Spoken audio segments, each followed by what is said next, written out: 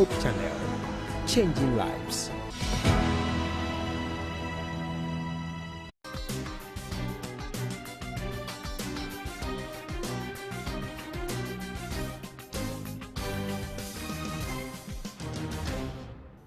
Good evening and welcome to the Law Chambers, where legal matters are discussed from a Christian perspective. The name, Anita Delight. And we are going to continue with law in business. So this particular Thursday and next week, we'll be looking at the accounting and the auditing part of business. So we will delve a little bit, it will be a little technical, but I'm with you on this. Me too, I don't understand. You understand? So I'm with you on this. So I'll try to understand so they also understand. They have so many issues to discuss, so I don't want to waste my time. Let me delve straight into it. If you're on social media, you go to Facebook, you go to YouTube, you go to LinkedIn, we are right there, Hope TV or the Law Chambers Ghana. You can send your questions also as usual there, or send it to our WhatsApp number 0559 680066. 0559 680066. You can see I'm rushing a bit today. What is the door? So what does it? Is that I want us to do justice this week and next week. It will not be enough, but I'll try as much as possible that you will learn something. Okay. All right. So now let me move on to my guest. So I have Mr. Charles Awudi. He's a chartered accountant and he has also a background in law. He has his LLB. And he's a director at the Audit Service of Ghana Audit Service, yes. He's a director there, and he's been working for almost a decade, no, 2 decades actually, 17 years, so almost 2 decades. He's a chartered accountant and a certified forensic investigations professional. He obtained his BBA first class, you understand, for University of Education Winneba, and then his law from Central University. He's married with 3 wonderful kids, and he loves to watch movies, likes watching and listening to news, and dislikes working with people who are lazy and who gossip. That's about 2/3 of Ghanaians. So how are you doing your work? Charles, you're welcome. Thank you very much. How is work with Audit Service? How is it? It's okay. We are thriving, and because you're supposed to ensure that the whole Ghana affairs is safe, and I'm like, hey, so that's a great task. Yes, Auditor General has dedicated staff all over the country, and they are doing that. So, amen. So please catch the cross for us, okay? God is on our side. Amen. All right. So then I have the only lady amongst 2 big gentlemen. And she's no small person, okay? She's Johanna Razak. She's also a chartered accountant. And she's currently the manager with KPMG. And she's in charge of governance, risk, and compliance unit, okay? She's an experienced professional with a solid background in accounting and finance.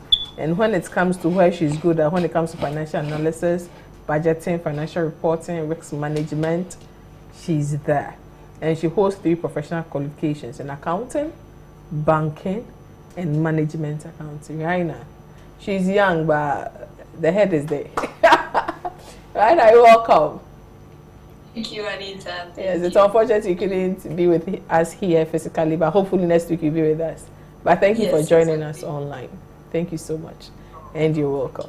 All right, so our third gentleman, and by no means the least, is Mr. Frank Kumi. Mr. Kumi is the managing partner and founder of Diverge. And Diverge is an account firm which provides assurance, tax, advisory services for business and other organizations. And he's a financial consultant and auditor with over 15 years of experience in accounting, taxation, financial reporting, regulatory compliance, and business restructuring. His business, they are really good at helping businesses, particularly the SMEs, the small and medium scale, navigate regulatory complexities while ensuring financial transparency and sustainability. Frankly speaking, he has served as the chairman and independent member of the audit committee of the K2 South Municipal Assembly. He is also an active member of ICAG the Ghana District Society. He's also the Audit and Assurance and Financial Reporting faculties. He's been there, up there. He's been below there. He's been everywhere. Frank, you're welcome. Thank you. Thank you. It's another day. Because I looked at your CV, I'm like, that's a lot of work. We are managing. That idea, managers, that we have to. Yes. Okay, so let's delve in. We have so much to talk about. Yeah. So let's delve in. So when we talk about accounts, what is accounting? To the layperson, what are the types of accounting? What are the legal frameworks? Just give us a general idea about what this is. When we talk about accounting, as the name suggests, it is just a process of recording. You don't record alone, you summarize. You don't summarize alone, you interpret to the various users of financial statement. So the various users could be shareholders, the government. When we talk about government here, the tax officers are interested in financial statement. NGOs are interested in financial statement. Potential investors, they are also interested in financial statement of an institution, because nobody will want to invest in a particular institution where they don't even know what they will get out of it, because every investor investing into a business is expecting to receive what we call dividend. Because at the end of the day, the shareholder is not going for salary. The shareholder is not even working in that particular institution, sitting somewhere. But the only interest is at the end of the day, the company should be able to make a profit and declare a dividend for him or her also to get a returns from the investment he or she has made into the institutions. When we talk about the various forms or types of accounting, we have the financial accounting, which deals with an auditor or an auditor going to financial statement and expressing an opinion. Don't forget this, the shareholders are not there. So an auditor who is probably accountant who is probably an auditor going to the financial statement, expressing an opinion, gives an assurance. So when we talk about financial audit, we are talking about an assurance auditor gives to shareholders, potential investors, that yes, looking at the health of this particular institutions, there's something we call, it shows true and fair view after taking into consideration. Charles, don't take me up there, bring me down. Okay. It tells that, yeah, the company is good to go. Let me put it that way. So the company is healthy. It's healthy. I can invest. Yes. Okay. So we also have what we call management accounting. That one, particularly for management, as the name sounds, is for management. Accountant may be asked to do a particular report. That one is purposely for the consumption of management. That will help management to take certain management decisions. That one, the shareholders will not even privy to it. So that one ends within the organization. It doesn't normally come out. And then we talk about cost accounting. The cost accounting most of the time deals with those into manufacturing, because if you are going to manufacture something, you have to cost it. At the end of the day, you should be able to cost and know that when I go into this, I will be able to get a returns to the shareholders. But then don't forget, the management of a particular institution, they may not necessarily be the shareholders. So all the time, the interest of the shareholders is held at the very highest, because they can dismiss you at annual general meeting if you are not performing. So whilst you work for them to get their dividends, you're also thinking about yourself, because if you don't perform, management will dismiss you and then hire other people to come and take over. So thank you so much. So Frank, we want to add something to it, and then let's look at the legal frameworks. Well, so he has said quite a very wonderful introduction to the topic. Basically, accounting has various branches. He rightly mentioned financial accounting, we have cost accounting, we have management accounting. So, like he said, cost accounting seeks to, account for the cost of production and cost of doing business, basically. So, for a business that is, operating, they want to know how much it will cost them to, produce or even sell, right? Basically, their operating expenditure. So the cost accounting side of, accounting looks at how much it will cost you to produce.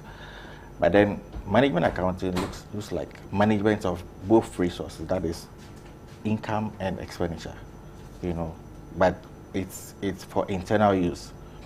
Whereas the financial accounting mostly is for the outside stakeholders, like governments, customers, investors, and so on. So that is what I would say to add to what he just said. Okay. So what are some of the frameworks? Okay. Anita, let me just chip in something. Yeah. So one thing for me that I love about accounting is about understanding the principles and the basic story. Now, accounting has been with us for a very long time, all the way to ancient civilization, even all the way to the Egyptian times when the pharaoh wanted to see how the grains were being managed and then the livestock and all of that.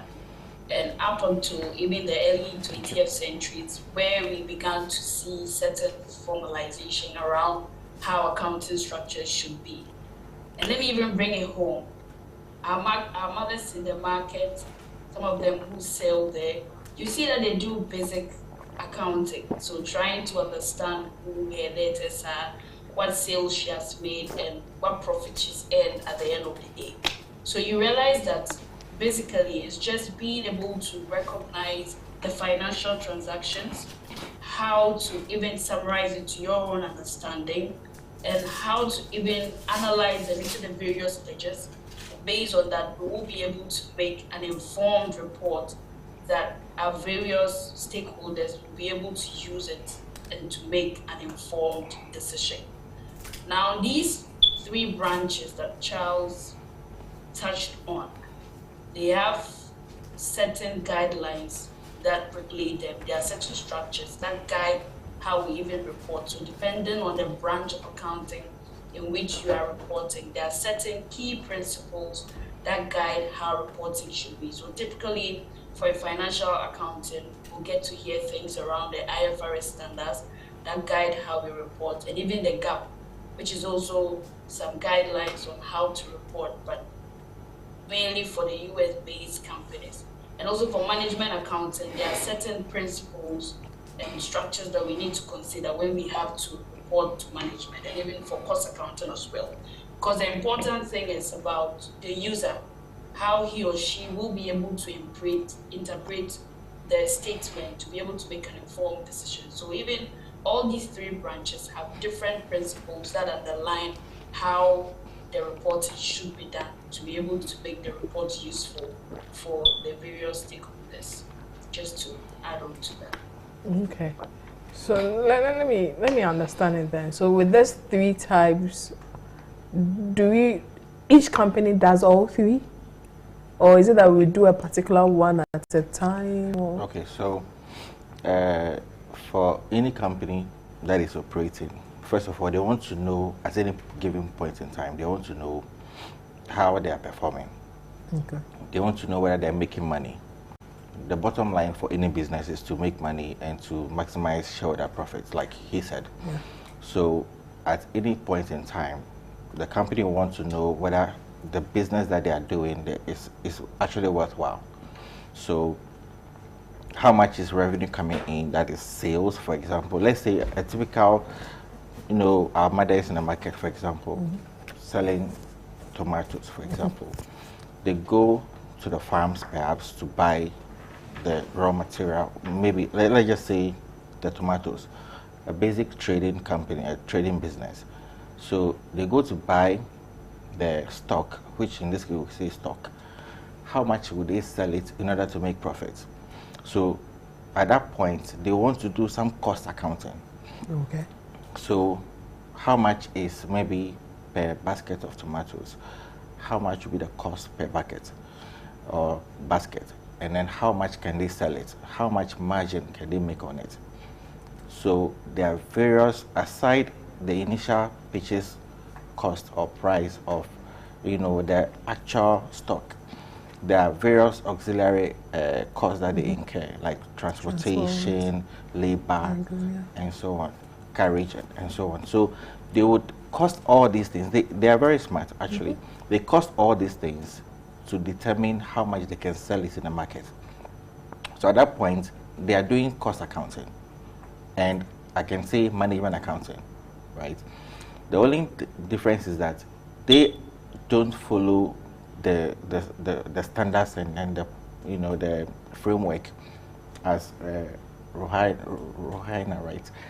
As she said, in this case, IFRS, for example, but they do cost and management accounting so that they can make profits at the end of the day.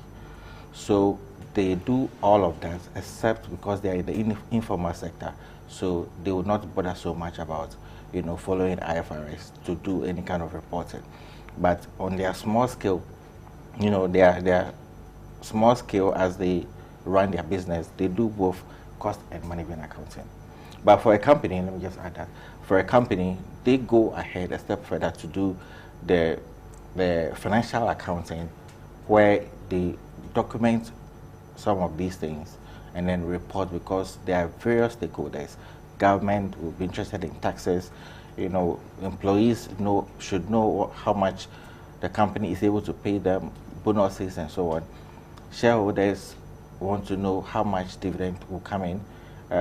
Customers will know how much, whether they should continue to do business with this company, whether it's a going concern. All these things come to play. So for companies, they will venture into going to do additional, financial accounting to the other two. Okay, so it means generally, basically, almost every company will do their first two, the cost and the management. Almost every business. Almost every business. Every business will do it. Just to add it to what he's saying, with the cost and the management accounting, that one there's no legal requirement for them to do it. Whether you do it in-house or you don't do it, it's up to you. But with the financial accounting, that is expressing opinion, come out on the financial statement. Like he said, your shareholders will be demanding it. You want to know. The tax regulators, they are interested, potential buyers. So without financial account, you are supposed to do that one. It's a mandatory. With the cost, even when they do it, cost account and management account, the shareholders and other interested party may not even see it. Most of the time it's for management consumption. So that is the difference. Once you are required to do it, insofar as your company register and the company's code, you are supposed to prepare your account and file your annual account. If then if I'm Rihanna, if I'm that old woman watching us at home and I'm doing my own papa, then if that's it, then really, then I don't need an accountant or anyone to do my papers. What I've been doing since God started the earth, doing papa, I should continue with it. Do I really need an accountant to help me with my papers? Yes, so depending on where you sit or how big your business is. So if it's a large business, definitely we need to be able to present the financial accounts to the various stakeholders. But if it's a small business, now the business, we have instances where the business owner prepares his or her own account because he just basically wants to see how much he's making and eventually what kind of profit is he able to get. So he or she would want to do his own business and report his financials. But GRA requires that at the end of the year, you present your financial statement, and the requirement is that it should be an audited statement to give GRA comfort to be able to rely on that financial statement. So if I'm not a big business and I'm still not a registered business, I'm in the informal sector, still GRA expect that kind of report? No, if you are registered. If you are registered, you need to file your taxes, yes. Okay. If you are a registered business and you need to file your taxes, it's imperative that you need to have it audited before you can submit it to GRA, because you can't just bring in any statement. What kind of reliance can they place on that financial statement to confirm that actually that's a true position of your business? But if it's a small business, the person might not necessarily require an an accountant to do it, as long as he or she can do the normal bookkeeping. Now, there are two types. We have the bookkeeping, and then we have the accounting. Okay. So the bookkeeping basically is to record transactions, to see where you are going, and what you're making. That's a simple one. But then the accounting takes it a step further to interpret and analyze those statements to give management and then the other stakeholders an idea of how the business is operating. And each user has different interests in the report. So it depends on where you are in the business. So as long as you're a small business, not registered, then it's just good that at least you also have a sense of where you are and how you're performing in terms of your financials. Because at the end of the day, as we all know, cash flow is the blood life of every business. So if you are not able to manage your finances properly, how do you know if you have enough finances to be able to operate effectively?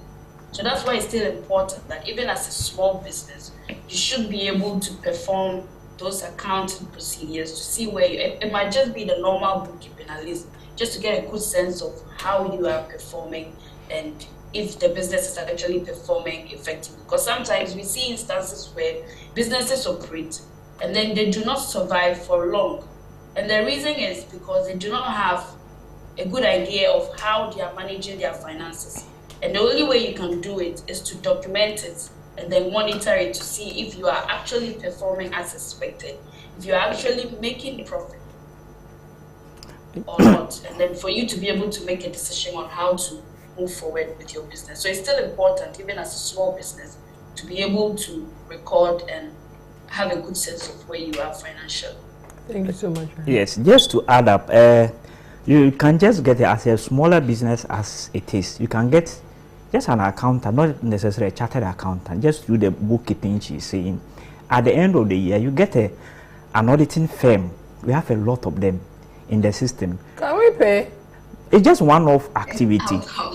Frank says, don't worry, you can afford him. They don't have money to Yes, they will not go for this small they will not go for this big force. At least we have smaller auditing firms within the system. At least they will not charge as much like the big four. Like have a bigger overhead cost. Who has a bigger overhead cost, and when they are coming, in fact, they are coming with big. But you have smaller ones. At least as smaller as you are, they can take something small, and it's really going to help. Like you should know where you are as a business person. You are working. You don't know whether you don't know your cash flow status. You don't know whether you are making profit. You are just doing the business. No, you are in the darkness. Bring light to your business, and like accounting is the light to the business. Accounting is a light to the business. Yes. So if you are working out there and you don't seem to know how to do the as you said, you don't need. If you can afford a chartered accountant, that's fine. But if you can get someone who has a background in it, maybe a degree holder who has the person can be of use and help, and an auditor. But the auditor, because auditors. But you understand. I think we underestimate the accountant side of things because we always think we can do it ourselves. You get a book. We have two books, right? The one that you buy with the one that you sell, and then you think you're okay.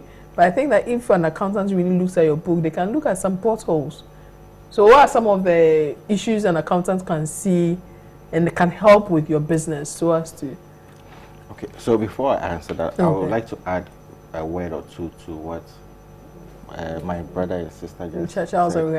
Yeah, so accounting is it's a way to account, basically, just as the word itself, portrays. So you are accounting for what you're doing. So that helps you to, make very good decision about your business. Whether it's to buy more, if you're in a trading business, you buy more stocks, or you buy less, given the demand in the market, and all of these come into play. You want to know how your business is faring. Now, when it comes to SMEs, or let's say informal businesses, there was a recent press release by ORC that it gives a threshold for small businesses or micro businesses, as we may want to call them, to not bother themselves too much about the rigorous nature of audit that, you know, but before now is required of every business. So where you have, let's say, you have a revenue up to or below 400,000 cedis, then you are excused from going through rigorous audit. Or not just revenue, but let's say your total asset on your balance sheet is less than 400,000 cedis, then you are excused from, you know, going through rigorous audits. You can just have a normal review, you know, work done, and then you can submit in terms of compliance. So I just want to add that. But it's good to have a professional person, a professional accountant, look at your figures and then give you the necessary advice. Thank you so much. So I'm coming back to the legal frameworks, and then I'm coming back to regulating the accounting in Ghana. So what are legal frameworks? Who regulates the accountants? Because we know that they say that all the accountants needs to do is to add a 0, 2 zeros, 3 zeros, and they'll collapse your business. So how are they regulated? How do I know that if I do get an accountant, the person is not going to rather collapse me, but rather help me with my business? Yeah, I think in Ghana, there's an act, that is Institute of Chartered Accountant Ghana Act, that is 1058, 2020. If you look at the section 17 of that particular act, it talks about who is an accountant, for that matter, chartered accountant, and the responsibility thereof. What it means is that everybody in Ghana who call him herself as a chartered accountant, the regulator is ICA Ghana, and you are a member. And if you do your work and you don't do within the legal framework, don't forget the standards as a chartered accountant or auditor you are supposed to follow in doing your audit. You are supposed to ensure that professionally you do your work well. You are supposed to have experience in doing that. You are supposed to have integrity. You don't go and falsify accounts and present. If, I think last week or so, in Daily Graphic, ICA has sanctioned a member, I think in Central Region, Mankesim also, I've forgotten, about the way they went about doing their work. So there are punitive actions. And ICA being a regulator of accountancy profession in Ghana, if you don't do your work well and you are brought before them, that is, you appear before a committee and disciplinary action will be taken against you. So every professional accountant is aware of that. And doing their work, they are mindful of those particular actions that the mother body, which we all belong to, all of us are chartered accountants here, and we belong to that particular profession. And we are supposed to hold up to the particular professional conduct. That's ethical conduct you are supposed to follow. If you don't go about that, adding 0 to 3 or whatever, to ensure that you enrich yourself at the expense of the organization, the day you will be caught, the law will. Don't forget, the ICA will take, that is administrative actions against you, and they may hand over to the police to take yes, it up, yeah. to continue with that. That's a criminal action, and you will be dealt with according to the law. So you cannot just do anything. The business person should be assured that all things being equal, it will go well. If it doesn't go well, there are institutions like the ICG can report to. And after that, the police can take it up. That is what we are. That's what we are all advising. When you want your books to be audited, you get a professional auditing firm licensed. Because if you see somebody by roadside say, "Oh, I'm an accountant," person goes ahead. That's so true. Yes, yeah. I don't really. You can't hold the person accountable. Maybe the police people may deal with him, but if you take a professional accountant who want to preserve, passing ICA is not a joke. Yeah, I know. So nobody wants to forfeit it. I've heard. Nobody. It's legendary. So we seriously guard against it. So in working, you are mindful of that. The days you have spent, the night to be able to get that particular certificate, and years. So get a professional accountant. I think that particular perception Are you that guys not that expensive? it depends. It depends. Because as you said, what was good, you're not going to take the thousands and the 2,000s, right? It depends. So, like he rightly said, ICA, per the new act, that's 1058, actually has very punitive measures against people who go against the, the I would say the provisions in the act, in order to more or less derail the image of the profession in Ghana. So anybody that holds themselves as accountants by default must be a member of ICA. So if you are not a member of ICA and you kind of hold yourself as an accountant, or you are seen as, deemed as, performing anything like accounting, you may be recruited or be working for any company at all or any government institution. But once you're in the function of doing something that looks like accounting, that's, reporting or interpreting, financial data, and you hold yourself out as an accountant, you are by law required to be a member or to register with ICA. So if you are not, then you are going against the provisions of the Act, and the law can deal with you. But now that is for accounting, or what we normally say accountants in business. Now, accountant in practice, it means you are an auditor. Okay. You provide assurance services. Actually, that's what we'll be going. So then, help me there. Great. Who is the auditor? What's their responsibility? What their work, their responsibilities? So the auditor is an accountant. The auditor is an accountant. So if you have to be an auditor, you have to be an accountant. Yes. Exactly. So that's not fair. There should be. Necessarily, I think it depends whether it's an external auditor or an internal auditor. I think most of us, when we hear audited, what we usually tend to think more about is the external auditors and ignoring the internal auditors. But for an internal auditor, you do not necessarily need to be a CA holder before you can be an internal auditor. I think given the new guidelines that have been set by the Institute of Internal Auditors, I think the preferred qualifications is the CIA designation, that is the Certified Internal Auditor, just to chip that in briefly. Okay. Oh, okay. Well, I appreciate that, but what I'm trying to say is that before you can be an internal auditor, before you can be an auditor, you first have to be an accountant. You may not be a member of ICA, but you first have to be an accountant by any other PO, like professional, accountancy organization.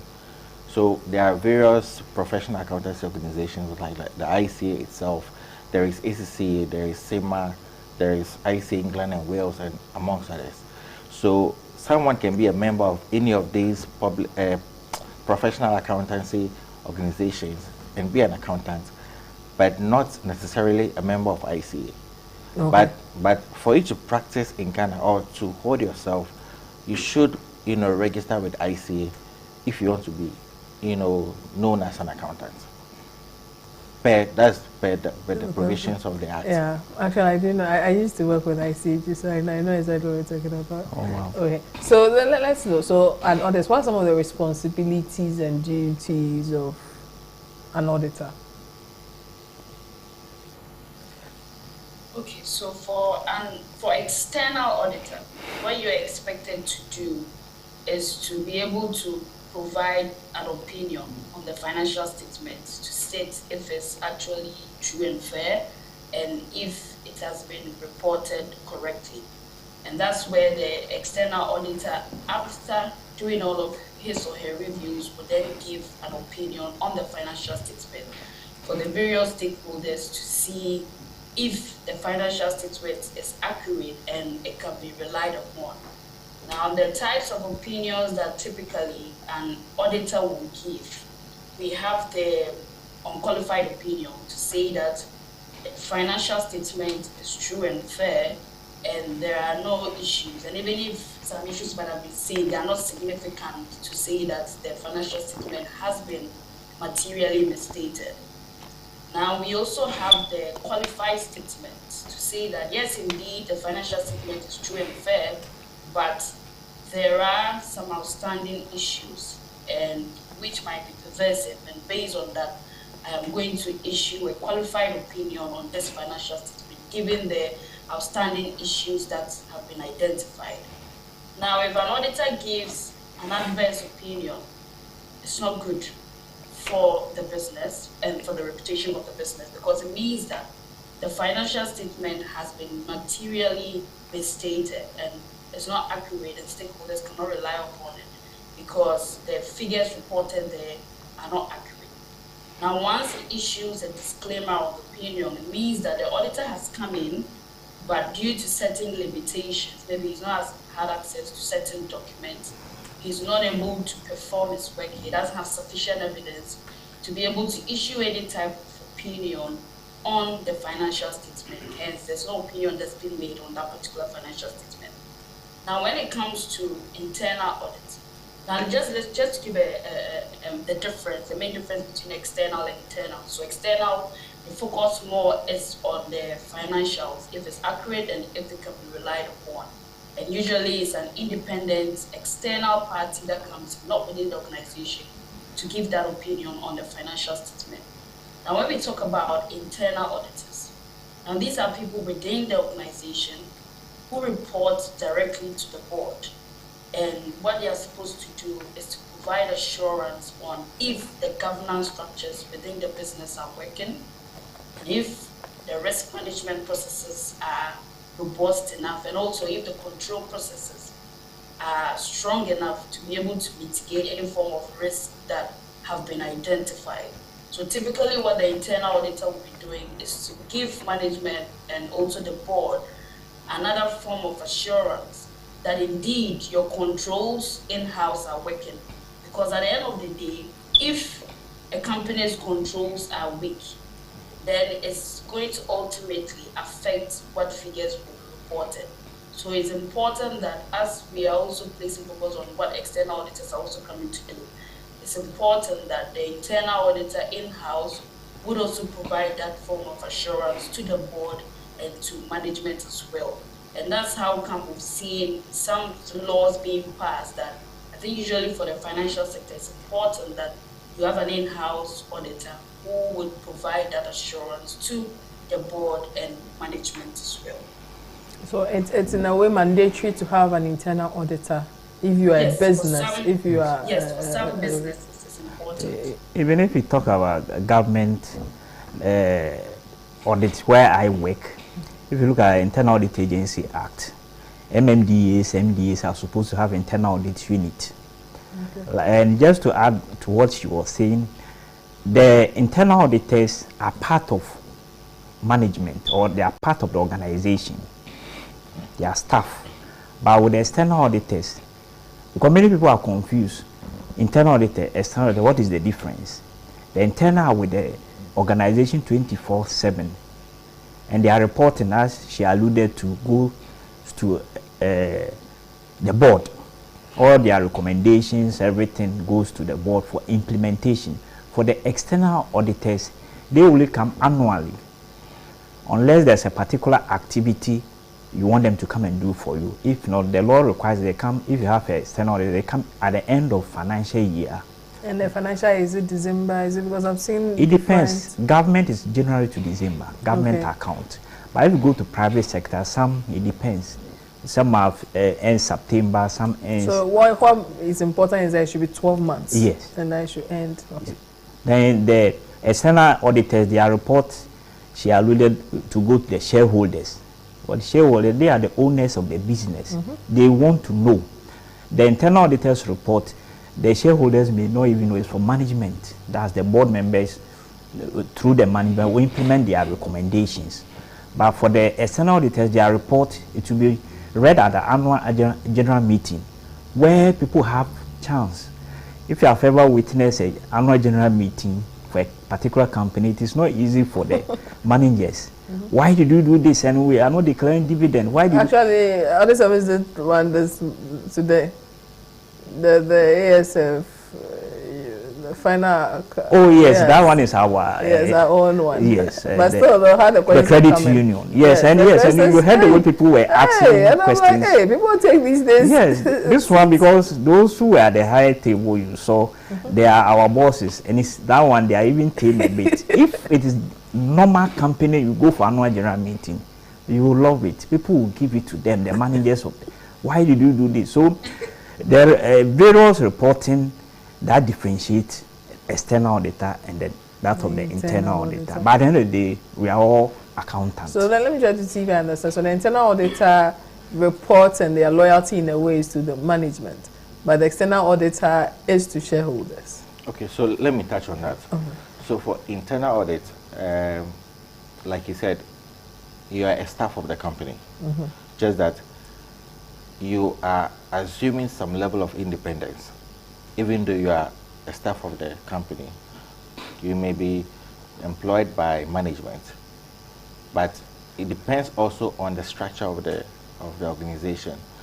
So most companies that are big in size, they prefer to have internal audit. It's not mandatory for every company, but for some companies that are in regulated industries, like a bank, for example, there's a requirement that you have internal audit department, or in the government sector, they have internal audit department and units. So the internal audit, though they are members of the general staff of the company, there is a deviation in order to set some independence rule for them. So but in reality, really, if you've been employed by someone, because first and foremost, if I'm going to employ you, I'll pick someone who's a little bit in my corner, and then you come, and then at the end of the day, I'm paying you. I see you every day. You come to my office, and then you tell me that you have independence. So that's why, for most companies, the internal audit department reports to an audit committee, which is a subcommittee of the board. So the internal auditors would report functionally to the audit committee. And that audit committee is a subcommittee of the board of directors, who have direct responsibility to the shareholders. So that way, management is put in check. You understand? I do. Yes. However, for external audits, they are recruited directly by the shareholders. Although more often than not, the shareholders cede that responsibility to the board of directors, and sometimes even the board of directors delegate this responsibility of appointing external auditors to management. And somehow you see that then the independence is somewhat, eroding because of the multiple layers of delegation, where management is appointing, by authority of the board, and also by extension the authority of the shareholders. Then they are appointing external auditors, and then there is this fear that maybe if the auditors, external auditors, are not maybe helping the case of management, then the appointment is in jeopardy, because management, now having authority of shareholders through the board, can fire or sack the external auditors. So that's one thing that businesses or shareholders should look at, by unnecessarily delegating their powers to the board and also to management. So important. Yeah. So now let's look at the auditing part, how auditing is regulated, and the institution that regulates auditors, and the laws that regulate the auditing sphere. Right now, we want to help us on that. Okay, so for the external auditors, basically whatever the external auditor will be checking will be in line with the IFRS standard. So for Ghana, we have adopted the IFRS standard. So the auditor will be coming in to check the financial statements, to check supporting evidences, to see if what we are reporting is in line with the IFRS standard. And as Frank and Charles have already mentioned, that the accounting body is regulated by ICAG. So whatever we are doing would have to be in line with the act that ICAG has documented. So ICAG regulates both the accounting accountants and the auditing. Yes, because as we've already established that every accountant, or I mean every auditor, is more or less an accountant and has to be registered under ICAG. Because once you are done with the audit, you need to issue an opinion. You need to have your membership number. So without that, you cannot sign up on any financial statement in Ghana that indeed this financial statement is actually true or fair or not, depending on what the outcome of that audit will be. But for the internal auditors, is regulated by, so for the public sector, we have the Internal Audit Agency regulating that for the public sector. And for the internal auditors, we have the Institute of Internal Auditors that has established certain guidelines for internal auditors to operate by. So these are the key bodies that regulate the auditing profession in Ghana. Just a little bit of addition, just to prove to you that ICA regulates the auditing and then that of the accountancy profession in Ghana. If you remember some time back, the collapse of the banks, I don't want to mention names, some auditing firm, they were sanctioned. I don't know if you remember. So that shows that I was there then. Okay. So that's the proof that the auditing profession, for that matter, accountancy profession in Ghana is solely regulated by ICAG Ghana. So let's look at some of the responsibilities of an Let me auditor. just chip something Okay. in. So that's how come you would find people who have the ACC and other accounting profession, but they still need to get a certification from ICAG before they can actually practice. Yes, practice in Ghana Yeah. officially as an accountant. You talked about the framework that governs audit. So ICA is a regulator, but then globally there are auditing standards that govern the practice of audit. Okay. So we have international standards on auditing that you usually use for normal purpose, statutory audit and so on. But aside that, there are various other auditing standards. For example, you have, let me say, assurance standards, because audit is by itself a different line of business. But there are other standards like assurance standards or review standards, international standards for related services or review services or review engagements and so on. So all these standards come into play in performing an assurance service. So let's be certain that the auditor's work is not only limited to audit, but there are various layers of services that the auditor provides. For example, compilation services, where the auditor comes in and looks at your accounts, maybe your figures, put them together in a presentable way that you can actually make meaning out of it. So that is a kind of service. But with that, the auditor is not going to express an opinion on it. Perhaps if they are doing a review, then they'll express some kind of limited assurance or opinion on that. So that is about auditing standards. However, for reporting purposes, she mentioned IFRS, which is globally what is being used, except for some countries. So I would say the global standard before even the advent of IFRS, we have the GAP, that is Generally Accepted Accounting Principles.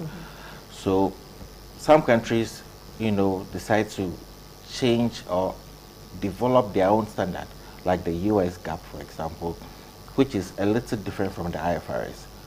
But Ghana and there are some other countries, especially in Europe, keeping to the IFRS. Then that is for normal businesses. But if you look at other organizations that are, let's say, charitable organizations or, just non-profit making organizations, they do what is now we know IPSAS, and also for government agencies or government offices that use the IPSAS. IPSAS is also similar as the IFRS, but there are some changes depending on the kind of accounting they are doing. especially Ghana, until recently or until the advent of ESAFs, we do cash basis of accounting, not accrual.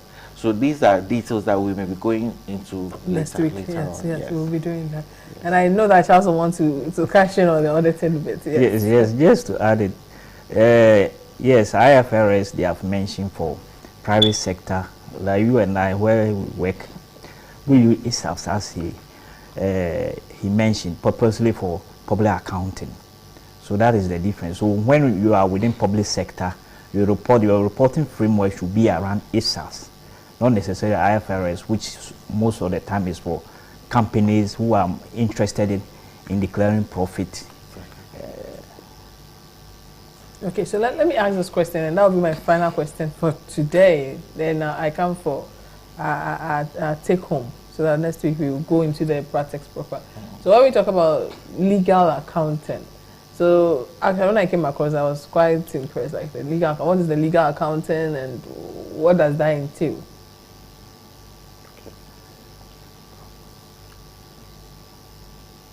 Rohaina. Take a bite of it. Sorry. Sorry. Let me first take a bite of it. All right. Since he's in. Yes. Frank, take a bite at it. Okay, so if you say legal accounting, I think it's a term that it's not something it's not something that is official, I would say. There's nothing like illegal accounting. There's nothing like illegal accounting. So basically, if you say legal accounting, perhaps they are just referring to, you know, the standard way of doing things and the more acceptable ways of doing accounting. In fact, I don't think it's a popular term.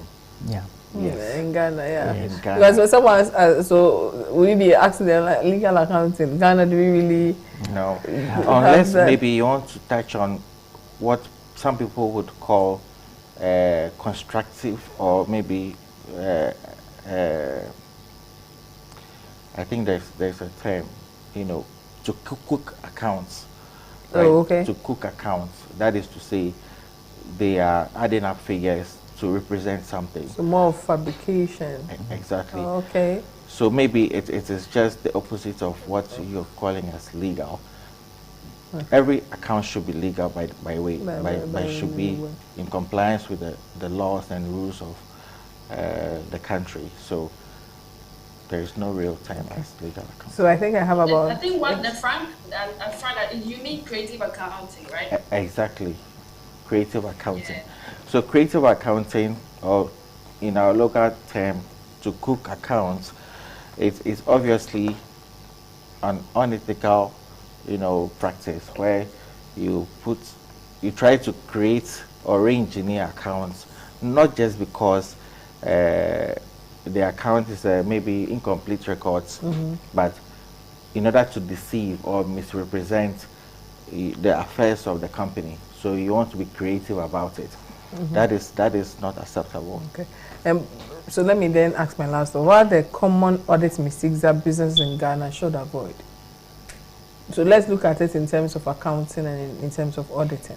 What are some of the common mistakes that business in Ghana are making in respect to accounting and auditing that they should avoid? Yes, I think the mistake they are making is, one, they think that hiring an accountant is too expensive, and for that matter, they will not venture into that. But not doing that is more expensive than going for a person who can keep a proper books of accounts for you. So I think they should get a proper accountant, in quote. They may not necessarily be chartered accountants, so that they can do, you know, she made a difference between accounting and bookkeeping. At least somebody who can keep your books for you in the name of accounting, so that at the end of the day you have something to prove that yes, either my sales, this my turnover is this is my pro. You should be able to do that. At least your cash flow, which is the engine of every business, because if you don't have cash flow, forget what are you doing. The business is run on cash. So if you don't have, your cash flow is in red, then you are in trouble. So at least get somebody the person will be able to keep those things for you. Don't think that it's too expensive to put your records in order. She made mention of incomplete records. If you leave your records in incomplete and you get an accountant, maybe you may need a loan. If you need a loan and you walk to a bank, the first thing they will ask you, where's your financial statement? They want to know you. You can't go and tell them, I sell this, I make this. No, nobody will listen to that. I mean just banks, even your friends. If you want your friends to invest in your business, they'll tell you, let me see your books. Yes. And then you go like, don't bring a proposal. All that they will say, go and bring your business proposal. And your business proposal must include your financial statement. You should be able to tell them, when I venture into this, this will be my cost, this will be what I will derive from it. So these are petty mistakes they are making, and I think that with this education, it will be good for them. At least nobody is saying go and hire a chartered accountant like Rehan. I don't know if I mentioned the name. Yeah, KPMG. Yes, KPMG. Maybe you may know, you can't go there, but get somebody. Maybe you can do the veg. So if you do that, you make a mistake, you may not get source of funding to continue with your business. So, and to add to that, you see, we are in the business of public practice, and we come across lots of businesses, mainly in the SME space, that they, from the start of the business, they don't, prioritize the service of an accountant. So they try to do their own recording here and there, and then before they realize, the company is in a mess, especially when it comes to compliance issues and tax issues. They are owing lots of, taxes. They are not complying. Regulatory, in Ghana especially, it's very expensive to be compliant to, especially taxes and tax regimes. Though regulation is expensive, to not comply is even more expensive. To not comply with regulation, especially when it comes to taxes, is even more expensive. So some of these SMEs, they even collapse within the first 5 years because they're unable to keep up with regulation requirements. So I would say that it's very imperative, very important for businesses to ensure that they have good advisors, financial advisors, accountants, to navigate through compliance issues, more especially compliance issues. Yeah. Sometimes they enter into contracts that are not beneficial because they don't know the loopholes, and then how some of these contracts would impact on their businesses. So that is where even the lawyers also come in. Yes. So it seems everyone wants to take a bite. The lawyers will take their bite, the accountants will everybody will take. So just to add, the advice is don't be one-man contractor, because you have the business, you want to do everything. You can't do the tax aspect of it. You need advice. You can't do your recording. You have the idea, you have brought you have the vision, but get people, especially an accountant is one of them, to back you to push your business. Anita, yes. So for me, it's expensive. We might say that it's expensive to hire the accountant, but at the end of the day, you realize that it's more expensive not to even hire the accountant. Because why do we start a business in the first place? It's for us to be able to operate it right for a long time, to be able to make profit, and for the business to be sustainable. But if you do not have that financial engineer who is going to give you insights into your financials and how you are managing operating it, then what it means is that, as Charles mentioned, you'll be operating in the dark, and then one day you run out of business. I've seen firsthand a number of businesses that have collapsed because of improper accounting records. The business was operating very well, making a lot of money, and their focus was on just the revenue, making the money, but not looking at the accounting part. And then at the end of the day, taxes were not being filed accordingly, and GRA came on them, and the business collapsed because they were not being compliant. So it's important that we have the accountant to give us insights into the financials, how healthy is the business, and to enable us also stay compliant. Again, when auditors come in and there are issues, please fix them. don't leave the issues, because at the end of the day, once those issues continue to hang in the business, it's going to affect the financial. So it's important that when auditors come in and give recommendations, let's fix the issues. Thank you so much. Thank you so much. And this is part 1. Next week there will be part 2. But I can't so far, I can't say, oh, business and I'll start to be big a cry. My money at it for no. Now more keep records in their own way. Or to add na or better on professor no benya film. When you man, but see I know there, you see I go school a cry, my boy. And you go school a cry, you say, yeah, church on your money ye. So that's, and then we started business 2-3 years. Not go bankrupt. Bankrupt, you say, Skakra ni ho, would you be aka?